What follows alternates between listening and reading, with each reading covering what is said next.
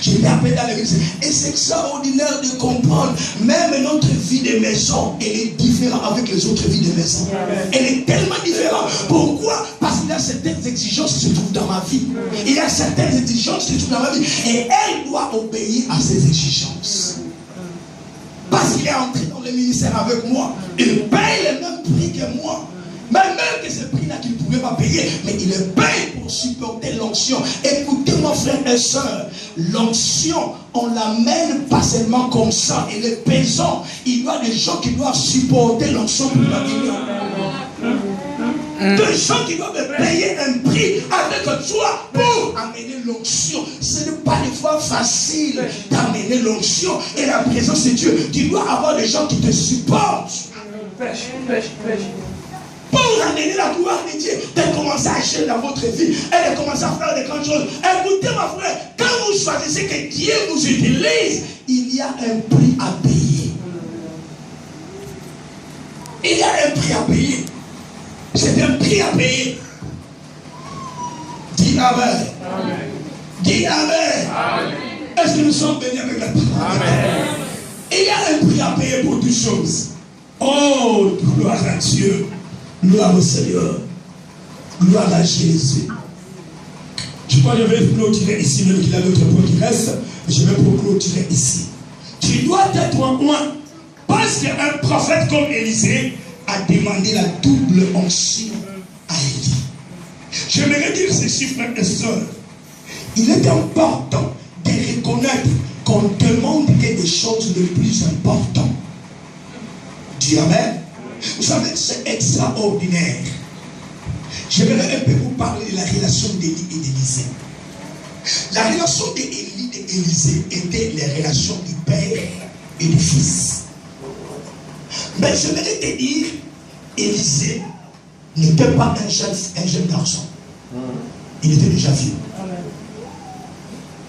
Mais il devait maintenir la relation avec Élie. Vous savez, c'est extraordinaire. Même l'appel d'Élisée a été si compliqué. Élie s'approche vers Élisée. La Bible dit, il la trouva alors labourer ce champ avec des... Il avait le bœuf qui labourait le champ. Cela veut dire en soi, Élisée n'était pas pauvre. Dis Amen. C'était un homme d'argent. Il avait d'argent. C'était un homme d'argent, Élisée. Mais quand Élie est venu, vous savez, on appelait le prophète en Israël loin de l'Éternel. Loin de l'Éternel. Quelqu'un qui est loin par Dieu. Et quand loin de l'Éternel approchait dans une maison, il y avait de tumultueux dans la maison. Parce qu'il s'est demandé de quoi es-tu venu faire. Quelle est la parole de l'Éternel que tu apportes? Dis Amen. Et la parole n'était pas toujours bonne.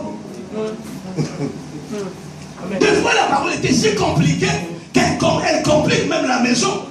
Dis Amen. Donc il demandait quand même qu'est-ce que tu apportes. Qu'est-ce que tu apportes? C'est pour cette raison, frère, je vais te dire quelque chose. Fais le mal à quelqu'un qui n'est pas loin. Mais si tu fais le mal à quelqu'un qui est loin, tu auras des erreurs pour lui. Ce n'est pas lui qui va faire quelque chose dans ta vie, mais c'est l'onction qui l'accompagne. Cette onction-là va influencer ta vie en positivité ou en négativité. C'est important de savoir ces choses.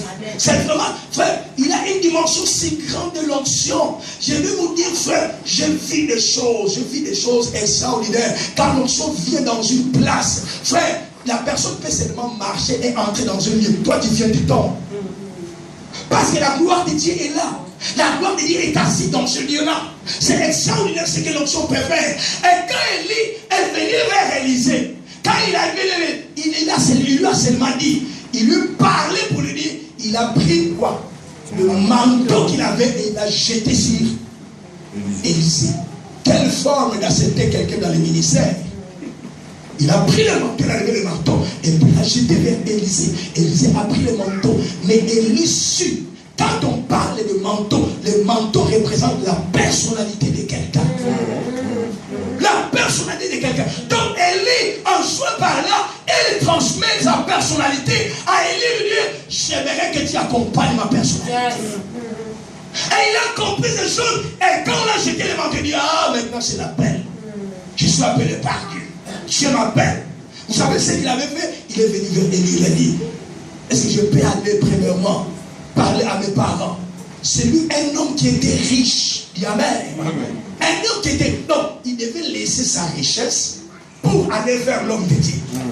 Il devait laisser ce qu'il faisait pour aller vers l'homme de Dieu. Mais Élisée n'a pas discuté. La Bible nous dit, il prit alors ce bœuf et le tua, n'est-ce pas? Il le tua et le donna en sacrifice à l'Éternel. Pour dire que je suis maintenant appelé par Dieu. Parce que ces bœufs peuvent me retenir. Dis Amen. Alors je vais les tuer. J'ai le Dieu pour... Gloire au Seigneur. Et il est parti, il a pris alors. Il est parti. La Bible dit, il est parti vers ses parents. Il a dit, j'accompagne l'homme de Dieu. Écoutez-moi, je ne sais pas si ses parents étaient déjà vieux. Ils dépendaient de la vie d'Élisée. Mais il leur dit, non, j'ai été choisi par Dieu. Frère, c'est pour cela quand les réels appels viennent dans la vie d'une personne, aucune personne ne peut t'arrêter. Amen. Aucune personne ne peut t'arrêter. Parce que quand Dieu commence à parler dans la vie d'une personne, que moi je vais faire quelque chose en toi, frère, tu pourras résister comment il brisera tout ça. Amen. Et toi tu comprendras que Dieu est en il t'appelle. Amen. Amen, amen. Frère, je vais te dire, même nous avons refusé. Quand le Seigneur nous a appelés, des fois, je me dis aux gens, beaucoup de gens pensent, oh, il est pas. Parce qu'aujourd'hui, beaucoup de gens pensent, sont comme le passer les abattus, n'est-ce pas? Beaucoup de gens pensent comme ça. Mais ce n'est pas ça. Je dis à l'université. Amen. C'est vraiment l'appel. Dieu m'a appelé. Et je devais abandonner ce qu'il y a. Et d'ailleurs, c'était jamais le rêve de mon... Donc moi, je me disais, parce que je voyais la vie de pasteur, je me disais, je viendrai à l'église, je prêcherai la parole, mais je ne serai pas pasteur et diriger l'église. Je viens, je prêche, mais je retourne dans mon travail. Je parle, je travaille. Mais le Seigneur ne dit pas comme ça. Il me dit, lâche tout. Je vais te dire, j'ai résisté tellement à tel point que toutes choses ne marchaient plus. Ne marchaient plus. Ne marchaient plus. Parce que j'étais appelé par Dieu. Parce que Dieu voulait faire quelque chose dans ma vie. Et les jours que j'ai dit, bon, ça va maintenant, on lève la main. Abandon. Il dit, bon, Seigneur, maintenant, fais tout ce que tu fais. Et le Seigneur a commencé à faire. C'est comme c'est un message. Je parle à quelqu'un même. Je parle à quelqu'un même. Je parle à quelqu'un. C'est extraordinaire. Je suis revenu à la maison et j'ai dit, bon madame, même ma femme, lui, elle-même, l'un des problèmes c'était moi, mais l'autre c'est ma femme.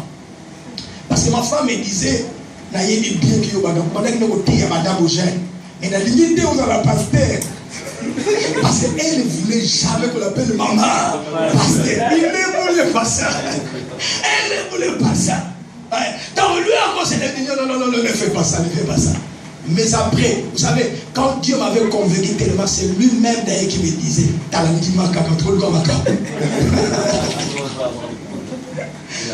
il va chercher des problèmes.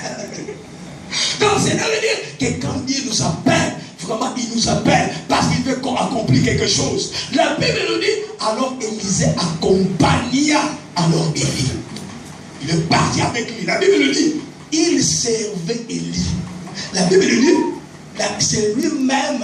D'ailleurs, quand on parlait de servir, cela veut dire quoi? Il faisait des choses indignes en soi. Mais il devait faire ces choses à cause d'Élie. Amen. Vous savez, je crois, dans 2 rois, là on nous dit, le roi lui a dit, quand Élie était blessé, on cherchait un prophète. Et quelqu'un a dit, celui qui versait de l'eau sur la main d'Élisée. Vous comprenez ça? C'est lui qui versait. Il y a encore quelqu'un, c'est un prophète, mais Élie n'est pas là, mais il y a un homme qui est resté après lui, mais il versait de l'eau dans la main d'Élisée. Et celui-là, c'est un prophète. Vous voyez, quand même les gens qui ne connaissaient pas même Élisée, mais ils comprenaient qu'il versait de l'eau. Écoutez, frère. Donc cela veut dire que c'est comme le coup, mais en soi pour lui, c'était un héritage pour lui. De servir l'homme de Dieu. De servir. Frère, ce que je vis dans le ministère, les hommes qui sont fidèles à un homme de Dieu, ils finissent toujours à être des grands serviteurs. Amen. Des grands serviteurs. Des grands serviteurs de Dieu. Parce qu'ils sont fidèles à celui que Dieu a loin. Je veux dire quelque chose, frère et soeur, c'est important. Alors la Bible nous dit clairement qu'Élie alors accompagnait, mais à la fin de leur ministère, écoutez-moi, c'est extraordinaire. Si quelqu'un a souffert avec moi, j'aimerais lui donner, c'est pas la chose qu'il fait. C'est vrai. N'est-ce pas? Mais tu as souffert avec moi quand même. Même Jésus dit, ceux qui ont souffert avec moi vont participer avec moi.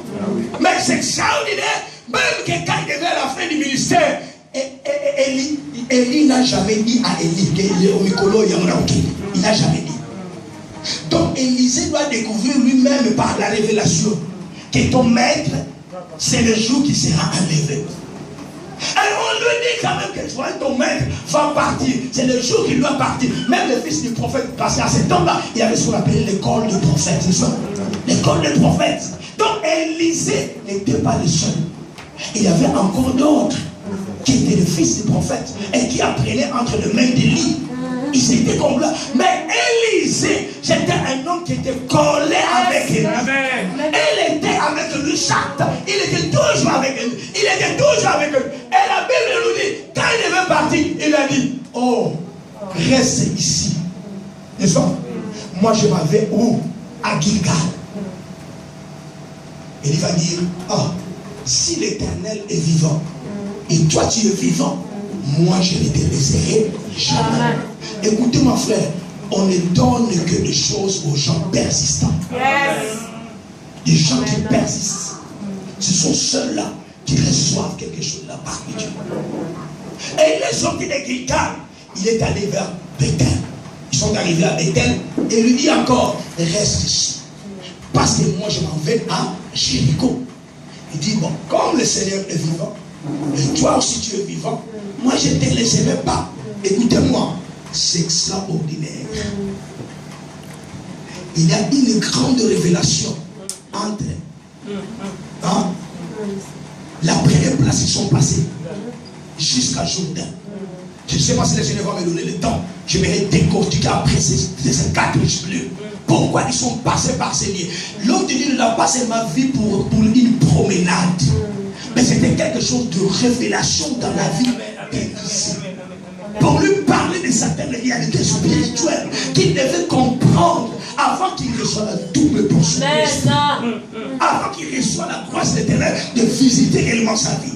Une chose qu'ils sont arrivés, quand ils sont arrivés maintenant, ils voulaient maintenant aller à Jourdain. Ils voulaient maintenant aller à Jourdain. C'est là où Élie lui dit, bon, maintenant, demande ce que tu veux. Et Dieu te l'accordera. Et puis il a commencé à manger la double portion de son esprit. C'est quelque chose de grand. Oui. Parce que l'esprit qui était sur Élie, ce n'est pas Élie qui avait pris cet esprit. C'est Dieu qui avait placé cet esprit sur Élie. Et celui qui avait placé, comment il va le donner à quelqu'un? Donc c'est difficile. Mais extraordinairement, la Bible nous dit clairement qu'elle lui dit, voilà que Dieu honore la parole de ses serviteurs. Amen. Il honore la parole de ses serviteurs. Il honore toute la parole de ses serviteurs. Et il lui dit, si toi tu me vois, quand moi je serai enlevé, alors toi tu recevras ce que Dieu a promis pour toi. Dis Amen. Et c'est extraordinaire. Quand il dit, quand tu vois, le chariot qui était venu n'était pas le chariot naturel. Parce que nous parlons de voir, je vais le voir. Mais ce qui va venir, ce n'est pas une chose que tu dois voir comme ça dans le ciel naturel. C'est quelque chose de spirituel. Donc c'est comme tu le compliques encore. Frère, tu dois voir dans le spirituel. Tu dois voir dans le spirituel. Frère, il y a des choses dans le spirituel que toi tu ne peux pas voir de foi, mais qui existent. Alléluia. C'est extraordinaire. Je peux te dire que quand nous parlons, les anges sont ici. Peut-être tu ne peux pas les voir, mais les anges sont là. Ils sont là. Et ils sont là pour accompagner la parole de Dieu qui est en train de sortir. Amen. Et ils sont là pour manifester la volonté de Dieu dans votre vie. Amen. Parce qu'il y a des choses visibles et des choses invisibles. C'est extraordinaire, frère. On peut s'asseoir à deux. Nous sommes là. Je vois des choses que les autres ne voient pas. Et moi, je suis en train de voir les autres choses. Pourquoi? Parce que Dieu peut faire ces choses pour commencer à bénir notre vie et à transformer notre vie. Et il était là. Le chariot était venu. Vous savez, les cris d'Élisée étaient quoi? Il a vu Élie et a laissé tomber le manteau. Le manteau est tombé. Vous savez, le manteau, c'est ce manteau qui représentait la double portion de l'esprit. Le manteau est tombé. C'est elle qui représentait la double portion de l'esprit d'Élie. Il a récupéré le manteau. Et avant de récupérer, vous savez ce qu'il avait dit? Une clé extraordinaire. Mon père, Charles d'Israël et sa cavalerie. Il reconnut par là justement que Élie était un père pour lui. Avant qu'il reçoive le manteau qui vient de la part de l'Éternel. Avant de recevoir le manteau. Écoutez-moi, frère. Beaucoup de manteaux sont sur la terre. Mais beaucoup de gens ne peuvent pas capter les manteaux par la désobéissance. Des manteaux qui sont dans la terre. Écoutez-moi, et d'autres serviteurs mourront avec leurs manteaux, sans les laisser, parce qu'il n'y a pas de gens à captiver les manteaux. C'est important, frère, que nous puissions comprendre. Ce sont des choses spirituelles, mais ce sont les spirituelles, nous devons les saisir. Afin que nous puissions recevoir les choses qui viennent de Dieu. Dis Amen. Amen. Oh, gloire à Jésus. Seigneur, merci. Ça va pas pour l'air. My God. C'est extraordinaire. C'est extraordinaire de comprendre la limitation de ces grandes choses. Je vais te dire quelque chose. Le Seigneur m'a appelé dans le ministère apostolique, mais le plus grand, Dieu m'a confié après elle. L'enseignement que Dieu m'a confié, c'est la gloire du Seigneur. La gloire de Dieu. C'est la gloire du Seigneur. Comment la gloire de Dieu peut se manifester dans la vie d'une personne et commencer à opérer dans la vie de cette personne. C'est extraordinaire, frères et sœurs, ce que Dieu peut faire dans votre vie. Quand vous comprenez pourquoi vous devez être témoin. Écoutez-moi, si tu comprends ces choses, tu chercheras l'onction plus que d'autres choses. Parce que tu comprends pourquoi tu vas être témoin. Pourquoi tu vas être utilisé par Dieu. Parce que c'est être utilisé par Dieu, c'est là que tu peux changer votre génération. La génération peut être changée par la présence de Dieu. Dis Amen. Oh, gloire à Dieu. Tout le monde a 15 minutes. On se lève quand même. Merci. J'aimerais quand même enseigner la parole parce que c'est l'enseignement qui déploie une chose. Dis Amen. Il est vraiment important. Nous aurons toujours le temps de prier. Nous aurons toujours le temps d'intercéder. Écoutez-moi. Dieu, des fois, nous amène à des dimensions différentes. Chaque jour n'est pas la même. Il n'est pas la même. Il a tout l'esprit de Dieu. Nous voit différemment chaque jour. Il peut peut-être apporter seulement ce jour la parole de Dieu. Et un autre jour, il vient avec des manifestations. Il va avec de la grâce de Dieu. Pourquoi? C'est ce que Dieu veut faire ce jour-là. Dis Amen. Alors nous élevons nos mains devant le Seigneur. Commence alors à implorer le Seigneur. Parle au Seigneur. Parle-lui. Commence à parler au Seigneur. Parle à Jésus. Parle-lui. Jesus. Oh Jésus. Gloire au Seigneur. Donne-moi la force, la capacité de dépasser ma force. Gloire à Jésus. Gloire au Seigneur. Gloire au Seigneur. Prie la grâce de Dieu dans ta vie. Commence à prier la grâce de Dieu dans ta vie. Appelle le Seigneur de visiter ta vie et de transformer ta vie. Dieu pourra te transformer à une autre forme, à une autre femme. Tu peux faire des choses si grandes dans ta vie et que ta vie ne sera plus le même. Il peut transformer totalement ta vie.